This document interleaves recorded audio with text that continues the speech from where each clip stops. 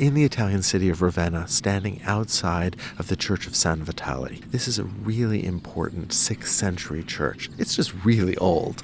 And it's unusual in that it's a centrally planned church. That means its focus is on its center instead of a basilica, which has a long or longitudinal axis. Right. When we think about a church, we generally think about a building that's shaped like a cross, and it has that long hallway, the nave. This doesn't have that. Instead, it's got an ambulatory or an aisle that surrounds a central space. In this particular case, on the east side of the church, there's also an extension with an apse at the end. Looking at the outside of San Vitale, we see that it has 8 sides. So it's an octagon, and within that octagon is a smaller octagon that rises higher. The exterior of the church is brick. Those bricks were taken from ancient Roman buildings and reused here in the 6th century. The walls are pierced with lots of windows, and that's especially important because the interior is covered with some of the most magnificent mosaics that survive from the early medieval period. And of course, you'd want that light glistening on the gold and beautifully colored mosaics. Let's go inside and have a look. We've walked into the church, and the center towers over us. And yet, these apse-like shapes that are supported by columns undulates and moves around us. There are massive piers that help support the building, but there's also real delicacy. Look, for instance, at the way that the columns are doubled, that is, stacking of one set of columns above the next. And they move in and out back into the space of the ambulatory on the ground floor and then up into the gallery above. But the real gem in this church can be seen on the east end. Let's walk over there. The eastern end of San Vitale is completely covered in dense mosaic. These tiny pieces of glass and glass sandwiching gold that reflect the light. We're walking up towards the apse now, the semicircular space. There are 3 large windows, and just above that, a large apse mosaic. And in the center, we see Christ dressed royally in purple, sitting on an orb, the orb of the earth, of the universe. Below flow the 4 rivers of paradise, and on either side of him, an angel. Christ is holding the book of the Apocalypse with the 7 seals visible, and in his right hand, he's handing a crown to San Vitalis, who was adopted as the primary martyr of this city. And on the other side, we see Ecclesias, who founded and sponsored the building of this church, and we see him handing the church to the angel beside Christ. Every surface here in the apse was covered with imagery, with figures, with decorative patterning. The only surfaces that really are stone are of a very decorative marble, cut to pair and create wonderful abstract designs. It is this lush, glorious space here in this city that's distant, perhaps, from the capital of the empire, but that speaks to its importance. Right above the altar, we see an image of the Lamb of God, and the Lamb of God refers to Christ. He's wearing a halo, this idea of Christ as the sacrificial lamb sacrificed for the redemption of mankind. The lamb is surrounded by a wreath of victory, in this case, the idea of the triumph of Christianity itself, and that wreath is held in place by 4 angels who stand on globes that refer to the globe upon which Christ in the apse sits. And then we see Christ again, but this time bearded, older, in the archway at the beginning of the chancel. Right, the triumphal arch has Christ in the center. It's really a kind of bust-length portrait, and his body is surrounded by a mandorla, kind of rainbow-colored halo. And then moving down the arch on either side are 14 figures, including the apostles. We see scenes from the Old Testament, specifically ones that prefigure the life of Christ and Christ's sacrifice, and we see scenes from the New Testament. There are also fabulously decorative columns made out of a high-quality marble that was brought from the East. What's most remarkable about these columns for me is that we've really left behind the classical orders. These are not Doric, they're not Ionic, they're not Corinthian. They are early Christians trying to invent a new iconography for their architecture. And on top of the capitals, we see something called impost blocks that help make the transition up to the arches.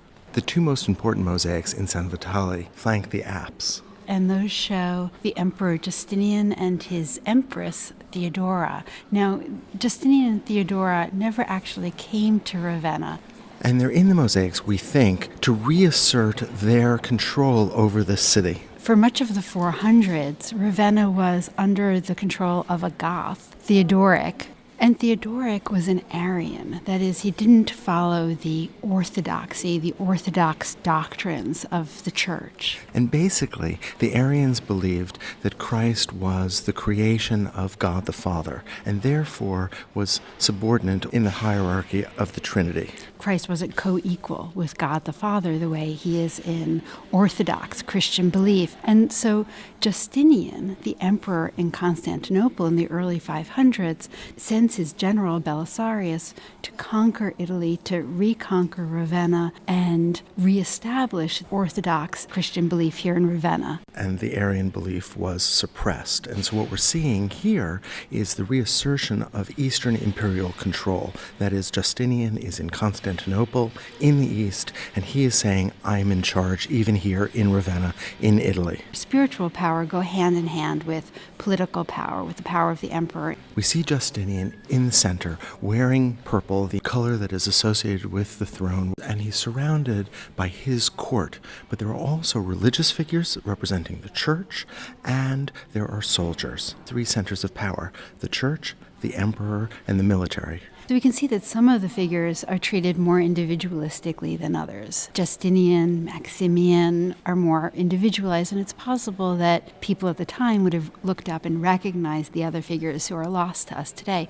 But the figures from the army are much more anonymous. Justinian, the emperor, authority is divine. You can see a halo around his head, and he holds a bowl associated with the Eucharist, which he's handing in the direction of Christ in the apse. Right, this is a bowl that would have contained the bread for the sacrament of the Eucharist.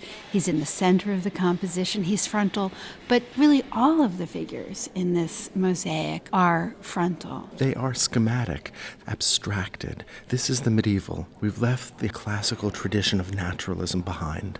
And so if we look closely at the figures, we can see that there's no real concern for accurate proportions. Their feet don't really seem to carry the weight of their bodies. They seem to float in an eternal space and not in an earthly space. Next to Justinian, we see the Bishop Maximian with his name above him, although that was added later, and beside him other clergymen. Maximian holds a beautiful jeweled cross, and he wears the same purple that the emperor wears, associating him with the power of the emperor in Constantinople. The figures next to him hold a jeweled Book of the Gospels, and the figure at the far right holds an incense burner. What we're seeing here is the emperor leading a procession for the enactment of the sacrament of the Eucharist. And in fact, the Eucharist would have been performed in the sanctuary. The figures stand in front of a field of gold, which is very much a Byzantine tradition. And when we say Byzantine, we're referring to the capital of the empire, which is Constantinople, which we now call Istanbul. You'll notice that the tesserae, that is, these small pieces of colored glass, many of them with gold leaf that is actually fused almost like a sandwich in between two pieces of clear glass, are set into the wall at angles so that the light reflects off them in a way that is complicated and beautiful and creates a sense of the liveliness of the surface. And that would have been especially true when it was illuminated by candles and by lanterns.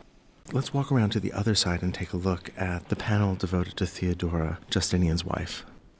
To the right of the apse windows, we see the panel of Theodora, the empress, and it mirrors the panel with Justinian. So we have an idea that Theodora, Justinian's empress, ruled as co-equal to Justinian, that she was a very powerful woman, even though she was reputedly of lower class, that she was an entertainer, apparently. There are some colorful descriptions of her past. She's wearing incredibly elaborate clothing and jewelry with rubies, with emeralds, with sapphires, and very large pearls. And in back of her head, just like Justinian, is a halo which speaks not to her own divinity, but to the divine origin of her authority. Like Justinian, who's carrying a bowl that held the bread for the Eucharist, Theodora is carrying the chalice for the wine for the Eucharist.